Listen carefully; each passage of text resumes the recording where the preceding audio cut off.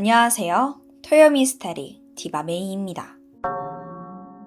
츠츠미 쇼타는 일본 고베시 기타고에 살고 있는 16살 소년이었습니다. 남매 중에 막내로 사랑을 듬뿍 받고 자랐죠. 사실 고등학생쯤이면 막 사춘기 올 나이잖아요. 쇼타는 전혀 달랐어요.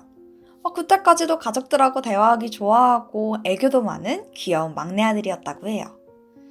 학교 생활도 열심히 하고 친구도 많고 심지어 선생님들까지 예뻐하는 모범적인 학생이었고요. 그러던 2010년 10월 4일 이날도 평소처럼 쇼타 가족들은 다 같이 거실에 둘러앉아서 저녁도 먹고 매번 챙겨보던 드라마도 보고 있었습니다. 오늘 하루 있었던 일들도 이야기하고 가족들이 오순도순 계속해서 수다를 떨고 있었죠. 그렇게 드라마가 끝나고 쇼타가 잠깐 나갔다 오겠다는 거예요. 사실 곧 쇼타의 생일이 다가오고 있어서 여자친구가 잠깐만 보자 라고 불렀던 겁니다. 부모님들은 잠깐 집 앞에 나가는 거니까 허락을 해주긴 했지만 그래도 시간 늦었으니까 빨리 다녀와라 라면서 직접 아들을 배웅해줬어요.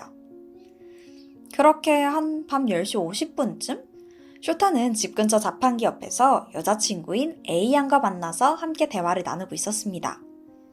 어제는 친구랑 노래방 갔다 왔다. 이제 곧 생일인데 갖고 싶은 거 없냐?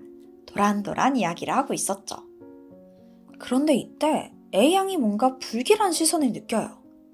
그렇게 주변을 둘러보니까 좀 떨어진 길 건너편에 웬 남성이 둘을 뚫어져라 쳐다보고 있는 거예요.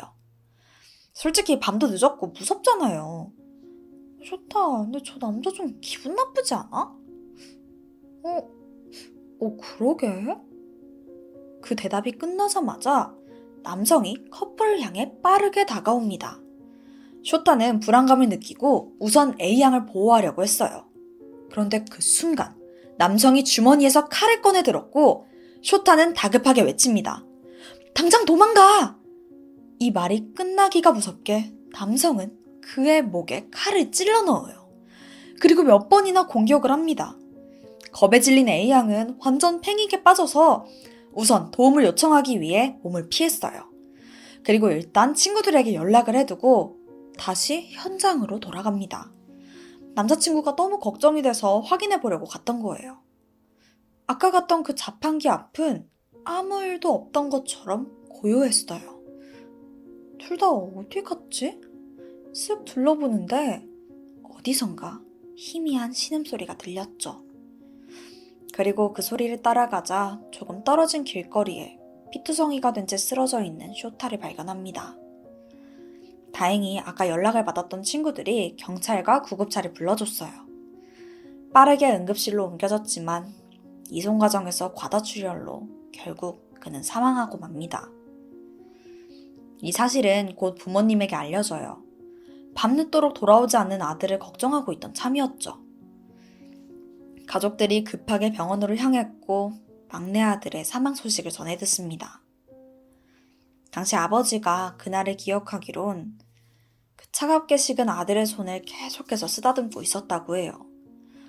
그 이유가 너무나 속상한데 자신의 온기를 조금이라도 나눠주면 혹시라도 아들이 깨어나지 않을까 하는 마음에 도저히 그 손을 놓을 수 없던 거예요.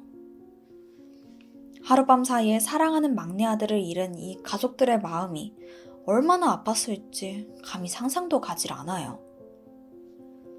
한편 경찰은 수사에 즉각 돌입했습니다. 처음에는 금방 해결될 거라고 생각했어요. 결정적인 목격자 A양이 있었잖아요. 범인은 일면식도 없는 사람이었지만 다행히 그녀가 생김새를 기억하더라고요. 경찰은 A양의 증언을 토대로 몽타주를 제작합니다. 키는 160에서 170 사이, 약간 통통한 편이고 눈썹이 진했고 또 얇고 날카로운 눈매에 뻗친 곱슬머리까지 이 특징을 하나하나 묘사했죠. 게다가 얼마 뒤 현장으로부터 한 100m 정도 떨어진 도랑에서 흉기로 보이는 식칼을 발견합니다.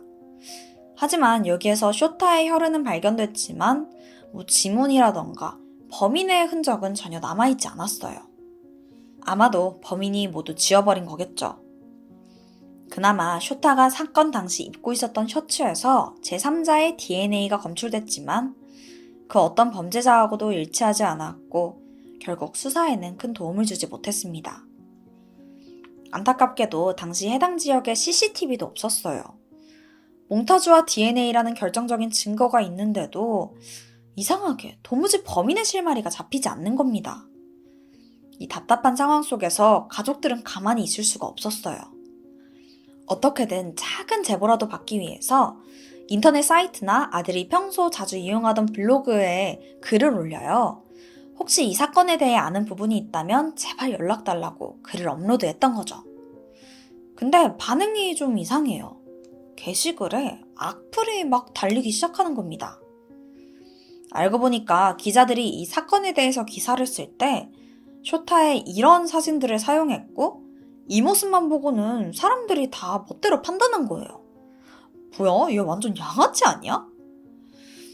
그리고는 그냥 양아치가 양아치 죽인 거네. 이 사건으로 쓰레기 하나 사라진 거다. 이런 말도 안 되는 댓글을 달았던 거고요.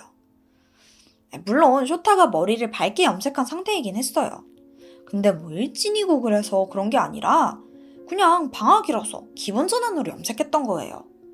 애초에 양아치 같은 애들이랑 전혀 관련도 없었고요. 하지만 이런 소문은 사그라들질 않았고 나중에 가서는 교장 선생님까지 나서서 쇼타는 학교 생활에 아무런 문제가 없었던 착한 학생이었다라고 대변해줄 정도였죠. 하지만 그에게 씌워진 프레임은 쉽게 변하지 않았고 이렇다 할 정보도 들어오지 않습니다. 그래도 가족과 친구들은 포기할 수 없었어요. 그들은 전단지를 만들어서 막 배포했고 직접 막 정보를 수집하기도 해요. 나중에는 현상금까지 걸었지만 이 노력들이 무색하게 사건에는 진 적이 없었습니다. 그 사이 시간은 훌쩍 흘러 무려 11년이나 지나고 말아요. 그러던 2021년 경찰서로 한 제보가 들어오는데요. 이게 좀 솔직한 거예요. 한 남성이 자기가 사람을 죽였다라고 막 떠벌리고 다닌다는데 이 내용이 쇼타 살인사건과 너무 비슷하다는 거죠. 경찰은 지푸라기라도 잡자라는 생각에 그에 대해서 조사를 해봅니다. 그는 28살이던 남성 B씨로 그냥 멀쩡히 회사 다니던 평범한 사람이에요. 근데 알고 보니까 그가 그 11년 동안 중국에서 살다가 독일로 축구여행 갔다가 내내 해외에서 살았던 거죠. 그래서 아마도 수사망을 피할 수 있었던 것 같아요. 그러니까 아예 조사 대상자조차 되질 않았었던 거죠. 근데 이 제보를 받았다고 해도 범인인 게 확실해야 되잖아요. 결국 경찰은 쇼타의 셔츠에서 발견됐던 범인의 DNA와 B씨의 DNA를 대조해봤고 그 결과 100% 일치했습니다. 이 사람이 범인 맞는 거예요. 11년 만에 진범을 찾아낸 거죠. 2021년 8월 4일 B씨는 쇼타 살인사건의 범인으로 정식 체포됩니다. 이렇게 10년간 가족을 괴롭혔던 이 하나의 숙제가 해결된 것 같았어요. 그런데 한 가지 안타까운 사실이 하나 있는데요. B씨는 체포된 2021년 당시 28살이었잖아요. 그러면은 11년 전 범행 때에는 17세로 소년범이었던 거예요. 체포된 현재 나이가 아니라 범행 당시 나이로 재판을 받아야 했고 그는 소년범으로 취급됐죠. 그래서 아직까지도 B씨의 신상은 소년범에 의해서 모두 보호되고 전혀 공개되지 않았다고 합니다. 하지만 쇼타의 아버지는 이 사건의 범인이 미성년자 학생일 거라고 어느 정도는 예측하고 있었다고 합니다. 그렇기 때문에 일단 체포됐다라는 것 자체에 의의를 두기로 했어요. 자, 이제 일단 형량 이런 거 전부 다 제쳐두고 유족들이 가장 알고 싶었던 거는 왜 쇼타를 죽였는가 그것뿐이었습니다. 그럼 B씨의 범행 동기는 진짜 대체 뭐였을까요? 이게 사실 참 화가 나는 부분인데 그 이유가 너무 단순해요.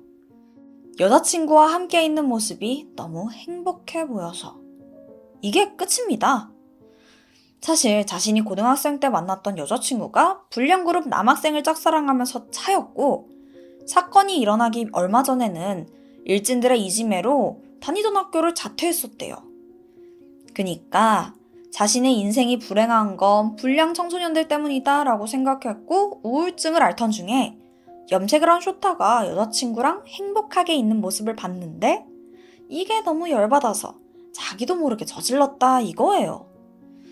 근데 그 후에 막 자기도 죄책감에 너무 괴롭게 지냈다면서 동정심을 받으려고까지 합니다. 근데 B씨의 살인 이후의 행적을 보잖아요. 이 모든 게 전부 다 거짓말이에요. B씨는 사건 후인 2017년도에 인터넷을 통해서 소설 하나를 쓰는데요. 그 내용은 고등학교를 자퇴한 주인공 소년이 어느 날 집 근처에서 불량그룹 고등학생 남녀가 즐겁게 노는 모습을 봤고 충동적으로 그들을 살해했다는 내용입니다. 심지어 소녀 한 명만 살아남는데 이것까지 어딘가 모르게 쇼타의 사건과 굉장히 비슷하죠? 주인공이 본인과 비슷하게 자퇴를 했다는 점과 불량 학생들을 미워했다는 점까지 그냥 스스로 저지른 사건을 모티브로 소설을 쓴 걸로 추측돼요. 이 밖에도 아무 일도 없던 것처럼 SNS를 활발히 하고 멀쩡히 직장도 가지고 평범하게 지냈더라고요. 그러니까 힘들게 지냈다는 자기 말이랑 그냥 앞뒤가 안 맞는 거예요. 쇼타의 가족들은 범인이 사건 후에 체포가 될까봐 두려워하면서 살 거라고 생각했는데 반성의 기미도 없이 너무 잘 살고 있어서 화가 많이 났다 라면서 괴로운 마음을 밝혔습니다. 2024년 6월 7일 B씨의 공판이 열렸습니다. 거기에는 쇼타의 가족들도 전부 참석했죠. 피해자를 칼로 여러 차례 찔러서 살해한 사실을 인정하냐라는 검찰의 질문에 B씨는 찌른 건 맞지만 사실 죽일 생각은 없었어요. 애초에 아프다거나 상처 입을 거라는 생각은 못했거든요. 라는 다소 어이없는 답변을 내놓습니다. 당시 B씨는 17살이었어요. 뭐 어리다면 어리다고 볼 수 있는 나이겠죠. 하지만 그 나이에 칼로 사람을 찌르면 죽을 거다라는 걸 모르는 애들이 있을까요? 재판부는 당연히 그의 의견을 전혀 받아들이지 않습니다. B씨를 진찰한 정신과 의사도 조현병을 가장한 꾀병을 부리는 것 같다라는 입장을 밝혔죠. 결국 B씨는 징역 18년형을 선고받습니다. 사실 이게 소년범으로는 굉장히 이례적인 결과예요. 특히 당시에는 개정 전 소년법을 적용받았기 때문에 아마도 최대 15년형이 나오지 않을까라고 예측을 됐었거든요. 쇼타의 가족들은 그의 죗값으로 징역 18년이 절대 타당하다고 생각하진 않지만 소년범 재판에 한 획을 긋는 성과를 이루었다고 생각한다면서 그래도 안심하는 마음을 밝혔습니다. 하지만 B씨는 선고 직후 항소했고 항소심은 여전히 진행 중으로 알려져 있습니다. 여전히 자신의 범행을 전혀 반성하고 있는 것 같지 않죠. 쇼타의 가족들은 소중한 막내 아들을 잃기 전의 생활로는 결코 돌아갈 수 없을 겁니다. 유가족들은 피해자에게 끝은 없다며 또 다른 피해자 가족들을 위한 지원 제도를 늘리기 위해 힘쓰고 있다고 전해져요. 그 무엇으로도 이겨낼 수 없는 슬픔을 극복하기 위해 끝없이 노력하고 있는 거죠. 안타깝게 생을 마감한 쇼타 군의 명복을 빕니다. 지금까지 토요미스테리 디바메이였습니다. 안녕하세요 여러분, 디바메이예요. 메이크업하는 디바메이.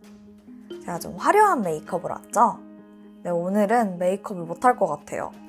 왜냐면 오늘 사건이 좀 설명할 것도 많고 사건 관련된 인물들도 꽤 많아요. 그래서 여러분이 조금 더 잘 집중하실 수 있도록 오늘은 메이크업을 미리 완성하고 왔습니다. 전 오늘 사건을 조사하면서 아니 나이도 아직 새파랗게 어린 애들이 어떻게 이렇게까지 잔인할 수 있는지 너무 충격이었거든요. 지금부터 사건의 전말 시작해볼게요. 2015년 4월 21일 일본 치바현 후나바시 경찰서로 아주 의미심장한 익명의 제보 전화가 걸려와 지인이 며칠째 연락이 안 돼서 걱정이 된다면서 신고한 거였지. 그러면서 충격적인 제보를 하는데 걔가 생매장 당했다는 소문이 있어요. 이러는 거야. 이 끔찍한 소문의 주인공은 18살 노구치 마나에였어. 경찰이 조사해보니까 노구치는 4월 19일 밤에 행방이 묘연해졌는데 그날 누군가의 차를 타고 사라졌다는 거야. 18살이면 미성년자잖아. 또 생매장? 경찰은 놀라서 급하게 수사를 시작했어. 근데 도저히 그 차를 탄 다음의 행적이 나오질 않더라고. 그렇게 시간만 흘러갔고 실종된 지 5일이 지났어. 드디어 노구치가 발견되는데 안타깝게도 이미 사망한 상태였지. 우선 시신이 있던 곳은 치바현 나리타 공항 주변의 어느 밭인데 이 시신의 모습이 너무 처참하더라고. 한 1m 정도 되는 구덩이 안에 무릎을 꿇은 상태였어. 양손은 결박되어 있었고 입에는 재갈이 물려져 있었고 머리에는 포대자루까지 씌워져 있던 거야. 마치 무슨 처형을 당한 것 같은 모습이었어. 경찰이 부검을 했는데 시신에 외상이 있긴 했거든. 근데 죽음에 이르게 할 만큼 치명적인 건 아니더라고. 결정적인 사인은 질식사였지. 이게 무슨 뜻이냐면 질식사는 숨을 못 쉬어서 사망한 거잖아. 그럼 생각하기도 싫지만 노구치가 이 구덩이에 생매장됐을 수도 있다는 뜻이야. 겨우 18살밖에 안 된 소녀한테 도대체 왜? 누가 그랬던 걸까? 경찰도 충격받았지. 그래서 얼른 수사에 나섰어. 노구치의 생전 행적을 파헤쳤고 동시에 주변 인물들을 탐문하기 시작해. 그러다가 노구치의 돈 관계에 대해서 알아내게 되거든. 노구치가 지인들한테 여기저기 돈을 빌리고 다녔더라고. 심지어 10대 치곤 꽤 큰 돈을 빌리고 제대로 갚지도 못했던 거야. 그러니까 친구들 사이에서 평판도 별로 좋지 않았고. 근데 겨우 18살 학생인 노구치가 그 큰 돈이 왜 필요했을까? 그 이유가 충격적이야. 그동안 노구치는 빌린 돈으로 호스트바에 다니고 있었던 거. 이게 언제부터였는지 알아? 중학교 2학년 때부터야. 노구치가 어느 날부터 자기보다 한참 나이가 많은 남자랑 어울려 다녔대. 근데 그 남자가 호스트바 접대부였던 거지. 안타깝게도 노구치는 그 남자한테 푹 빠졌던 거. 그러다가 결국 그 사람을 보려고 호스트바에 다니기 시작한 거야. 그 남자도 제정신이 아니지. 겨우 18살이던 노구치를 말릴 생각조차 없었던 것 같아. 결국 노구치는 고등학교 1학년 때 자퇴를 해버리고 이후에 완전히 다른 사람이 되어버리지. 머리를 노랗게 탈색했고 입고 다니던 옷은 점점 더 과감해지더라. 그 나이 치고는 좀 화려하고 과하다고 할까? 동네에서조차 모르는 사람이 없었대. 당연히 호스트바도 계속 들락날락했어. 심지어 자기가 좋아하는 호스트를 위해서 한 번에 그 1000만원짜리 샴페인 타워를 결제하기까지 해. 근데 노구치 아직 10대잖아. 그 큰 돈이 도대체 어디서 난 거냐고. 그게 처음엔 친구들한테 돈을 빌렸어. 근데 그것도 한계가 있잖아. 친구들도 뭐 다 학생이니까 돈이 많진 않았던 거지. 결국 노구치는 유흥업소에서 일을 시작해. 근데 업소에서 노구치한테 뭐 신분증이나 학생증이라도 달라고 한 거야. 근데 노구치 미성년자에 또 자퇴해서 학생증도 없었지. 그래서 업소에다가 중학교 학생증을 낼 수밖에 없었어. 근데 이게 안 먹힌 거야. 세상에 이게 안 된대. 그래서 별 수 없이 친구들한테 졸업사진을 빌려서 제출하게 돼. 근데 애초에 이걸로 신분 확인이 되나? 뭐 어쨌든 문제는 노구치가 유흥업소 한 곳에서만 일한 게 아니야. 그러면 매번 사진을 제출해야 되잖아. 그럼 그 수만큼 졸업사진이 필요했겠지? 그래서 자기 동창들한테 연락해서 아예 졸업사진을 빌리기 시작해. 그중 한 명이 중학교 동창 유아사 나루미야. 노구치가 처음엔 졸업앨범 사진만 좀 쓰자더니 점점 돈까지 빌리더라고. 결국엔 100만 원이나 빌리고 심지어 옷까지 뭐 다 빌려가는 거. 근데 노구치가 돈을 안 갚고 나루미랑 연락을 끊게 돼. 나루미 완전 열받지. 그래서 주변에 노구치 아는 친구들한테 막 마구잡이로 험담을 하기 시작했어. 근데 다른 애들 얘기 듣다 보니까 노구치가 자기뿐만 아니라 다른 친구들한테도 그 사진이랑 돈을 빌리고 아예 갚질 않았다는 거야. 사실 처음에 나루미는 당했다, 짜증난다 이 정도였거든. 근데 노구치가 상습적으로 이랬다는 걸 알고는 그 분노가 엄청나게 커져. 막 분통이 터지는 거지. 그러다가 대뜸 내가 아는 조폭 오빠 있는데 얘 손 좀 봐야 될 것 같아. 이러더라고. 이게 거풍인가 싶었거든. 아니, 진심이었어. 얼마 후 나루미는 동네 불량배 하나를 찾아가는데 20살 먹은 이대 히로키였어. 오빠, 돈 안 갚는 친구가 있는데 돈 뺏고 좀 묻어줄래요? 이거 지금 10대들이 하는 대화 맞냐? 근데 여기에 히로키는 또 알겠다면서 선뜻 자기 친구 나카노까지 끌어들이게 돼. 잘 알지도 못하는 애를 죽이자면서 이 3인조 살인단이 된 거지. 노구치 실종되기 전날인 4월 18일 밤, 히로키는 친구한테 사람을 묻을 만한 장소를 알아봐달라고 부탁했어. 그러면서 사람을 죽인 다음에 묻는 게 나을지 아니면 산채로 묻는 게 나을지 이런 구체적인 방법도 모의하는 거야. 친구 나카노도 똑같아. 말리기는커녕 죽이고 나서 묻으면 무거우니까 산채로 묻는 게 낫지 이러는 거야. 자, 여러분, 내가 진짜 헷갈릴까봐 잠깐 짚고 가는데 이 두 사람 노구치랑 일면식도 없어. 그냥 아예 모르는 사이거든. 그냥 부탁받아서 이런 생매장을 계획한 거야. 완전 또라이들인 거지. 히로키랑 나카노는 빠르게 움직였어. 근처 마트에 가서 끈이랑 박스 테이프를 샀고 집에선 또 삽을 챙겨오는 거야. 그리고 미리 봐둔 그 한적한 밭에다가 한 1m 깊이의 구덩이를 파기 시작했지. 사건 당일 4월 19일이야. 차 한 대에는 4명이 타고 있었어. 생매장을 제안했던 나루미, 그냥 동네 불량배 히로키랑 나카노, 거기에 나루미의 남자친구였던 17살 A군까지 이렇게 4명이 동행했지. 이날 노구치는 어느 때처럼 호스트바에서 신나게 놀고 자기 친구들이랑 시내의 그 한 호텔로 돌아가더라고. 이걸 나루미 일행이 계속 미행하고 있었지. 잠시 후 노구치가 친구들이랑 호텔에 나서는 순간 차 한 대가 그 앞을 가로막아. 안에선 나루미가 내리더니 막 위협적으로 물었지. 왜 돈 안 갚냐? 연락은 왜 안 받냐? 그때 노구치 옆에 있던 친구에 따르면 노구치가 막 어쩔 줄 몰라 하면서 꽤 당황했대. 그래서 일단 자리를 피하려고 했어. 근데 나루미가 지들이랑 좀 같이 가야겠다면서 노구치를 거칠게 차에 태우게 돼. 이게 친구가 본 노구치의 마지막 모습이었던 거야. 한편 노구치를 납치한 차 안에서는 나루미가 계속 돈 언제 갚냐고 추궁해와. 그러면서 점점 분위기가 험악해지기 시작했지. 갑자기 노구치의 핸드폰을 빼앗더니 배터리를 분리해버리는 거야. 그리고 노구치 가방에서 지갑을 가져가더니 그 안에서 30만 원을 모두 챙겼지. 당시 노구치가 가진 건 이게 다였어. 그리고 잠시 후에 히로키가 한마디를 해. 야, 준비해. 순간 일행은 노구치의 손발을 꽁꽁 묶어서 결박했고 입에는 양말을 물리고 그 위엔 테이프를 꽁꽁 감았지. 심지어 머리엔 포대자루를 씌우기까지 해. 노구치는 왜 이러냐면서 두려움에 벌벌 떨었어. 이때 귀에다가 나루미가 속삭이더라. 이제 너 죽을 거야. 일당은 범행 장소로 이동하면서 가는 내내 노구치를 무자비하게 구타했어.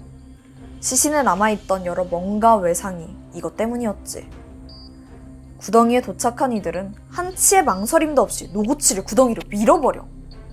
노구치는 재갈이 물려있어서 살려달라고 말도 못하고 신음소리만 내고 있는데 일당은 아랑곳하지 않고 삽으로 구덩이에 흙을 채워넣기 시작해. 그 누구도 멈추지 않았어. 그렇게 범행을 끝낸 이들은 도대체 어떤 마음이었을까? 나루미는 이 상황이 꽤 만족스러웠던 것 같아. 일말의 죄의식도 없었던 거지.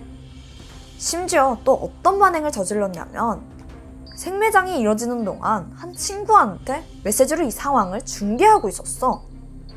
마치 즐기는 듯 했지. 지금 이 사진이 그때 그 메시지인데 지금부터 납치할 거야. 붙잡았다. 노구치 입에 양말 물리고 잔뜩 때린 다음 생매장 시켰어. 노구치 정말 겁먹고 부들부들 떨더라. 이런 문자를 보냈더라고. 후에 그날 나름이랑 연락하던 친구는 사람을 죽였는데도 마냥 즐거워하는 나름이 말투가 너무 소름 끼쳤다면서 경찰에 증언했어. 죄책감? 그런 건 전혀 없었지. 불행 중 다행으로 경찰은 빠르게 용의자를 추적하게 돼. 범행 자체가 너무도 허술한 덕분이었어. 아니 일단 결정적으로 나름이 애가 지 스스로 막 신나서 떠들고 다닌 거. 그러니까 소문이 난 거지. 또 범행 장소도 사실 눈에 띄기 쉬운 한 밭 한복판이었던 거야. 처음부터 뭐 숨기려고도 안 한 거지. 범인 나루미 히로키 나카노, 그리고 나루미의 남자친구 A군까지. 사건이 벌어지고 며칠 후에 모두 경찰에 체포됐어. 범행을 순순히 인정하더라. 그리고 살해 동기에 대해서 물어봤더니 너무 어이없는 답변을 하는 거야. 그냥 살려뒀다가 경찰에 신고할까봐 그냥 죽였대. 이게 동기로 볼 수 있는 거야? 그나마 명확한 동기가 있는 사람은 나름이 뿐이잖아. 근데 얘 말도 기가 막혀. 그냥 짜증나서요. 짜증난다고 사람을 생매장하냐? 2016년 11월 11일 첫 공판이 열렸어. 이날 나루미 히로키 나카노 모두 무기징역을 선고받았고, 남자친구 A씨는 살인에 직접적으로 가담하지 않았다고 판단되면서 소년원으로 가게 돼. 근데 나루미가 억울하다면서 항소를 하더라. 직접적으로 살인하진 않았다는 거야. 뻔뻔하지. 애초에 이걸 시작한 게 나루미잖아. 나중에 한 기자가 유가족한테 사과할 마음이 있냐고 물어봤거든. 아주 뻔뻔하게 대답하더라. 없는데요? 이걸 들은 유가족들은 얼마나 더 분노했겠어. 노구치의 아버지는 나루미를 사형에 처해달라고 법원에 강력하게 요청하기도 해. 결국 나루미의 항소는 기각됐고 최종 재판에서 무기징역이 확정됐지. 이 사건은 당시 일본에서 큰 주목을 받았어. 그러면서 한편으론 나루미 말고 그 다른 두 명은 도대체 왜 살인을 했는지 도저히 이해하지 못한다는 분위기였거든. 한 심리학자가 이건 집단 심리 때문일 거라고 분석했어. 처음에 나루미가 그랬잖아. 돈 안 갚는 친구 있는데 돈 뺏고 땅에 묻어버릴까? 이게 마치 애들 사이에선 그냥 뭐 장난? 일탈? 이 정도라고 생각했던 거지. 어느덧 그 말에 홀린 듯 충실해져서 진짜 살인을 하고 있었다는 거. 한편으론 생매장이라는 것 자체가 살인이라기보단 그냥 놀이처럼 여겨졌을 거라는 추측도 있어. 근데 생매장 자체가 너무 끔찍하잖아. 잔인하고. 그걸 어떻게 놀이처럼 가볍게 여길 수가 있어. 근데 이 사건이 일본에서 한 가지 큰 획을 긋겠는데, 당시 가해자 나루미는 18살이잖아. 그런 미성년자인데도 무기징역이 내려진 거야. 이건 일본 최초의 사례로 기록됐어. 어쩌면 소년범죄가 판에 치는 일본에서 이제 니들도 피해갈 수 없을 거다라는 강력한 메시지를 주는 그런 판결이라고 볼 수 있지. 그래, 범죄를 저지른 그런 사람들한테는 그에 맞는 합당한 처벌이 내려지는 게 정의잖아. 그게 맞지? 참고로 2022년 4월 기준으로 일본의 성인 기준 연령이 바뀌었어. 원래는 만 20세부터가 성인인데 이제는 만 18세부터가 성인이래. 그러면서 특정 소년이라는 기준이 새롭게 생겨났거든. 이게 갓 성인이 된 18살과 19살 범죄자들을 말하는 건데, 그러니까 17살 아이들은 범죄를 저질러도 가장재판소로 가거든. 근데 이 특정 소년들은 성인과 가까운 거의 중형을 선고받을 수 있다는 거야. 얼굴이랑 또 실명도 공개될 수 있고. 몇몇은 오늘 소개한 이 생매장 사건이 법 개정에 결정적인 영향을 끼쳤다고도 해. 근데 중요한 건 우리도 그 촉법 소년, 또 소년 재판 이런 거 얘기할 때 또 예를 드는 게 일본이거든. 가깝지만 먼 이 일본에서도 이렇게 기준이 엄격해졌다면 우리나라도 곧 머지않았다고 생각해. 난 나이에 상관없이 저지른 죄에 따라서 그냥 제대로 벌을 받는 그런 합리적인 사회가 되길 바랄 뿐이야. 오늘 내가 준비한 스토리는 여기까지야. 그럼 난 다음에 또 새로운 스토리로 찾아올게. 그럼 우리 또 만나자. 안녕.